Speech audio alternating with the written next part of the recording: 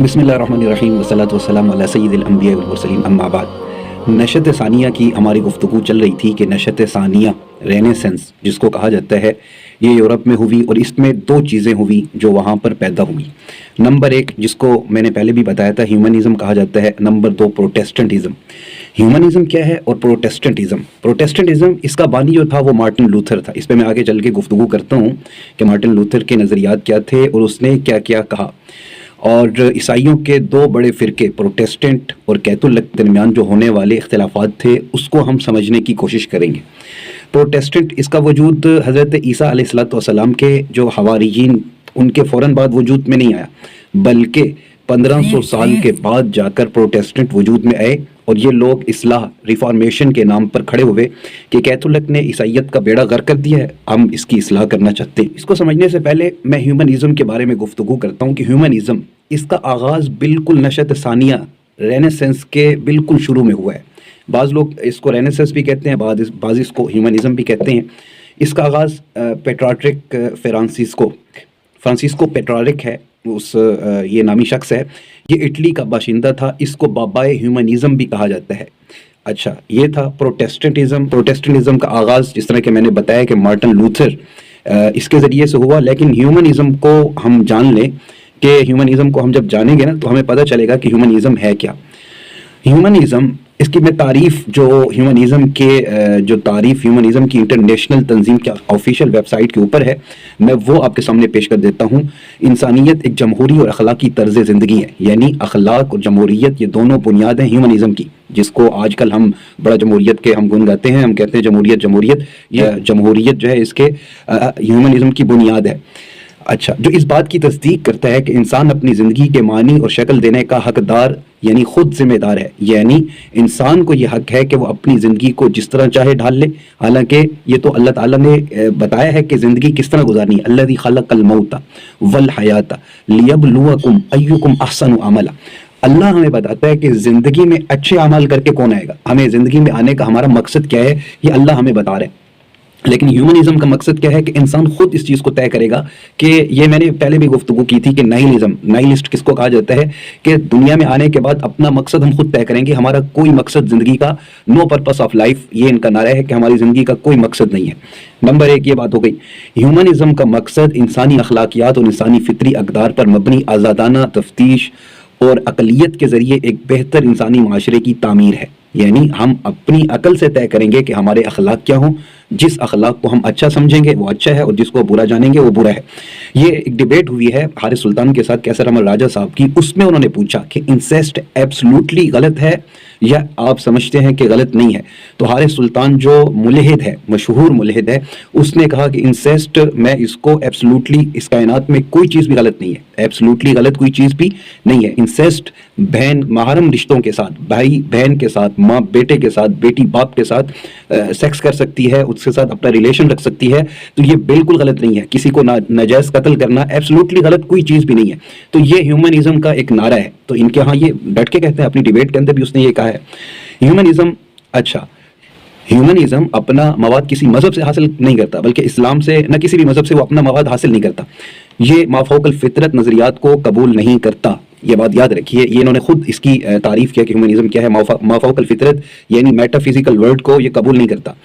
ہم اس کائنات میں جو اس میں موجود ہیں اس وقت، ہماری قدرت اور طاقت یہ فطری ہے، نیچرل ہے، اور اللہ تعالیٰ کی طاقت اور قدرت یہ مافوق الفطرت ہے، سپر نیچرل جس کو کہا جاتا ہے، یہ اللہ کی قدرت ہے۔ انسان کا پیدا ہونا، انبیاء اور آسمانی کتابوں کا آنا، قیامت کا آنا، اور حساب و کتاب کے بعد لوگوں کا جنت یا جہنم میں جانا وغیرہ وغیرہ، یہ سب فوق الفطرت ہیں، نظریات ہیں، میٹا فزیکل ورلڈ کے ساتھ تعلق رکھتے ہیں۔ ہیومنزم اس چیز کا انکار کرتا ہے، ہیومنزم اس کو نہیں مانتا۔ آج الحاد اور ارتداد کی اصل وجہ یہی ہیومنزم ہے۔ آج مرتد اسے کہتے ہیں جو یہ کہتا ہے کہ میں اپنی عقل سے طے کروں گا مجھے زندگی کس طرح گزارنی ہے، اسی کو مرتد کہا جاتا ہے۔ میں کسی مذہب کو نہیں مانتا، کسی خدا کو تسلیم نہیں کرتا، جس کے پاس اتنی قدرت ہے کہ جب چاہا پوری کائنات بنا دی اور جب چاہے گا اس نظام کو نیست و نابود کر دے گا، میں اس خدا کو تسلیم نہیں کرتا۔ میں خود سے اپنی زندگی کے خود سے میں اپنا ایک مقصد طے کروں گا، اس کے مطابق اپنی زندگی کو گزاروں گا۔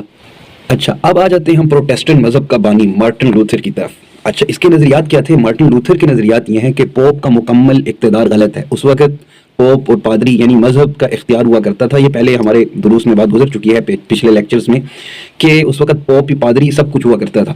ہر آدمی کو حق پہنچتا ہے کہ وہ براہ راست خدا کا کلام پڑھے. یہ مارٹن لوتھر نے نظریہ دیا, جو اس وقت بھی ہمارے لبرلز اور اس قسم کے لوگ یہ نظریہ دینا چاہ رہے ہیں کہ ہر کس کو خود سے حق ہے کہ وہ خود سے قرآن کو سمجھے, کلام اللہ کو خود سے سمجھے, کسی عالم کی مولوی کی بیچ میں آنے کی ضرورت نہیں ہے, اپنی فہم کے مطابق وہ اس کو سمجھے. یہ مارٹن لوتھر نے نظریہ دیا.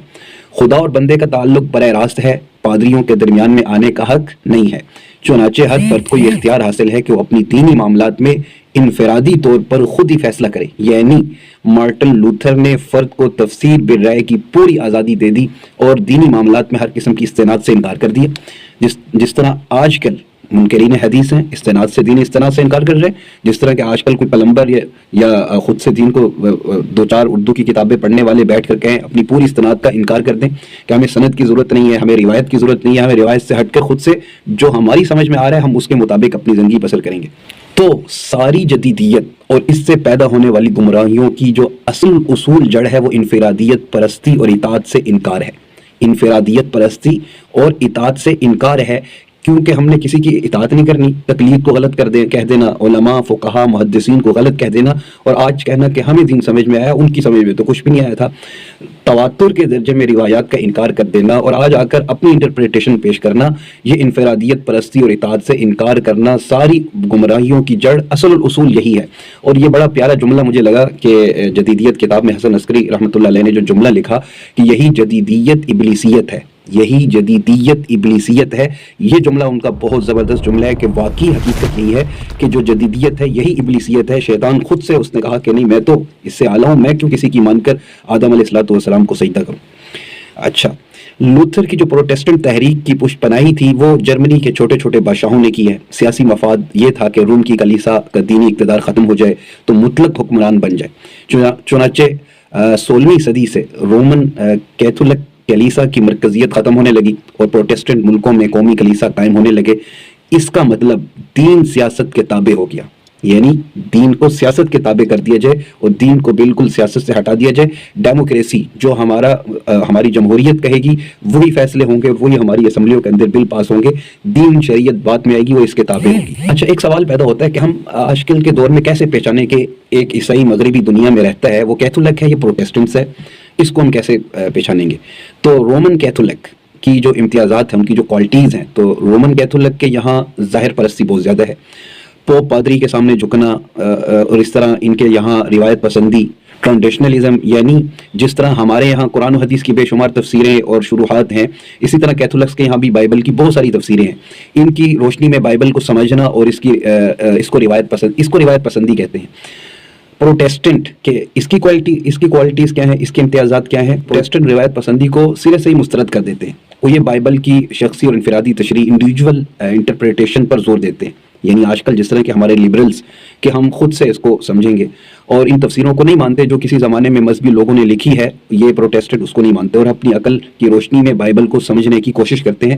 یہاں سے الحاد پھیلا ہے, اور یہ ساری کی ساری بنیاد جو الحاد کی بنی وہ یہاں سے بنی کہ جب خود سے سمجھنا شروع کر دیا تو پھر اس کے بعد خدا کے وجود کا بھی انکار کر دیا. اچھا, جب مارٹن لوتھر نے ایک ڈاکومنٹ دستاویز پوپ کے اوپر اس کے خلاف اس نے 95 نکات پر مشتمل دستاویز کا ڈاکومنٹ جو ہے لکھا مارٹن لوتھر نے, اور اس کو پیش کیا, اس کے جتنے لوگ خصوصاً راجے رجواڑے پوپ سے عاجز آ چکے تھے, انہوں نے مذہبی بنیادوں پر ایک آواز ان کو مذہبی بنیادوں پر ملی, تو لہٰذا مارٹن لوتھر کی قیادت میں آگے بڑھے اور ایک چرچ کی بنیاد ڈال دی اور سارے لوگ پروٹیسٹنٹ بن گئے.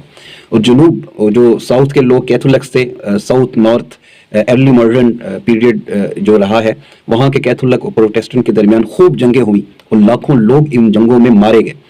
پھر 18ویں صدی میں ان کے درمیان صلح ہوئی کہ اب ہم آپس میں مزید جنگیں نہیں کریں گے. اچھا, اب پروٹیسٹنٹس اور تجدد کاری یعنی ماڈرنائزیشن اینڈ پروٹیسٹنٹس, ان کے یہاں ایک ساتھ دو چیزیں شروع ہوئی. نمبر 1, مذہبی فکر کا خاتمہ. مذہب سے یہاں تک دور ہونے کے بعض لوگ عیسائی رہتے ہوئے عقیدہ رکھتے ہیں کہ حضرت عیسیٰ علیہ السلام کی پیدائش معجزہ کے طور پر بغیر باپ کے نہیں ہوئی, حالانکہ یہ عیسائیت کے بنیادی عقائد میں سے ہے اور یہ مذہب سے اتنا دور ہوئے. Number 2, evangelism. امریکہ میں کچھ صوبوں کی بیلٹ ہے, اس کو بائبل اسٹیٹ کہتے ہیں, اور یہ 10-12 صوبے ہیں, ان میں ایونجلکس عیسائی رہتے ہیں. یہ لوگ بہت متشدد اور شدت پسند ہیں, ان کے یہاں صرف عیسائی ہیں، ان لوگوں کا کہنا ہے کہ ہم ڈائریکٹ اور ظاہری طور پر بائبل کو سمجھیں گے۔ ان لوگوں کو سب سے پہلے بنیاد پرست فنڈامنٹلسٹ کہا گیا، یہ ایک تاریخی حقیقت ہے، فیکٹ ہے۔ اچھا، سیکولرزم اور مذہب کے درمیان جنگ چھڑی، آہستہ آہستہ عیسائی دنیا مذہب سے دور ہوتی چلی گئی، خصوصاً نشت ثانیہ رینیسنس کے بعد، اور سیکولرزم کا غلبہ بڑھتا چلا گیا۔ یہی رینیسنس، یہ نشت ثانیہ، یہ الہاد کی ساری جڑ ہے، یہاں سے یہ بڑا اہم ہمارا ٹاپک ہے، تو اسی کے اوپر ہی ساری ہماری گفتگو ہو رہی ہے۔ اس طرح سیکولرزم نے مذہب کو شکست دی، اور لہٰذا یہ سمجھنا کہ مغربی تہذیب عیسائیت کا نام ہے، یہ صحیح نہیں ہے۔ مغربی تہذیب دراصل جدت پسندی، ماڈرنائزیشن، سیکولرزم اور مذہب کے اوپر حملہ کرنے کا نام ہے۔ اس کا تعلق عیسائیت، یہودیت سے کم، سیکولرزم سے زیادہ ہے۔ سیکولرزم مذہب کو کس کس میدان میں شکست دی ہے، اب یہ سمجھنے کی بات ہے، اور بہت اہم ٹاپک ہے کہ سیکولرزم نے مذہب کو کہاں کہاں پر شکست دی ہے۔ فلسفی، پہلے فلسفے کا مطلب یہ تھا کہ خدا کا اس بات، خدا کو ماننا، لیکن جب سیکولرزم نے اس میدان کو فتح کیا تو اب فلسفے کا مطلب ہے خدا کا انکار۔ چنانچہ آج مغربی یونیورسٹی میں فلسفہ ڈز گاڈ ایگزسٹ یہاں سے شروع ہوتا ہے، کیا خدا موجود ہے، یہاں سے شروع ہوتا ہے، اور پوری کوشش کی جاتی ہے کہ خدا کے وجود کا انکار کیا جائے کہ خدا موجود نہیں ہے۔ اب جس کا بیک گراؤنڈ مضبوط نہ ہو، چاہے وہ مسلمان ہو یا عیسائی ہو، وہ ملحد، ایتھیسٹ بن کر مذہب سے بیزار ہو جاتا ہے۔ نمبر 2، سائنس پر سیکولرزم کی فتح ہوئی، جس کے نتیجے میں ارتقاء، ایوولوشن عام لوگوں کا، وہ خصوصاً جو لوگ سائنس پڑھتے ہیں، یہ ان کا مذہب بن چکا ہے، عقیدہ بن چکا ہے۔ نمبر 3، سیاست، پولیٹکس، جب پولیٹکس کو سیکولرائز کیا گیا تو سیاست مذہب سے الگ ہو گئی، اور اس کو سیکولرزم نہیں کہتے بلکہ یہ سیکولرزم کی ایک قسم ہے۔ اس کے بعد معاشیات، اکنامکس، جب سیکولرزم نے شکست دی تو ہم سرمایہ دارانہ نظام، کیپیٹلزم سے واقف ہوئے۔ سرمایہ دارانہ نظام کیا ہے؟ سرمایہ دارانہ نظام ایک معاشی اور معاشرتی نظام ہے جس میں سرمایہ بطور عامل نجی شعبہ کے اختیار میں ہوتا ہے، یعنی پیسے سے پیسہ کیسے بنے، اور یہ پالیسی پرائیویٹ شعبہ بناتی ہے، حکومت اور قانون کی نگرانی نہیں ہوتی، جس کے نتیجے میں پیسے کو زیادہ سے زیادہ بنانے کی ریس لگ جاتی ہے، مقابلہ شروع ہو جاتا ہے، اور امیر سے امیر ترین ہو جاتا ہے، غریب سے غریب تر ہوتا چلا جاتا ہے۔ اس کے بعد معاشرتی، سوشل ویلیوز میں بھی مذہب پر سیکولرزم کا غلبہ ہوا۔ اب کس طرح سے؟ LGBTQ+، LGBTQ یہ مخفف ہے، L سے لیسبین، G سے گے، B سے بی سیکشول، T سے ٹرانسجینڈر، اور Q سے کوئر، یعنی یہ اس کا یہ مخفف بنتا ہے۔ اب یہ بات یاد رکھیے کہ جنس کے لیے انگریزی میں 2 طرح کے الفاظ استعمال ہوتے ہیں۔ نمبر 1، سیکس، یعنی آپ جسمانی اعضاء کے اعتبار سے میل ہیں یا فیمیل ہیں۔ نمبر 2، جینڈر، آپ ذہنی اعتبار سے کہاں پر کھڑے ہیں، آپ کا میلان کدھر ہے، آپ کہاں میلان رکھتے ہیں، جسمانی اعضاء کے اعتبار سے مذکر ہو یا مؤنث، اس سے کوئی فرق نہیں پڑتا، اس کو جینڈرلزم کہتے ہیں۔ ظاہر ہے کہ LGBTQ ہم جنس پرستی کو کوئی مذہب قبول نہیں کر سکتا، لیکن یہاں بھی سیکولرزم نے مذہب کو شکست دینے کی اب بھرپور کوشش میں ہے۔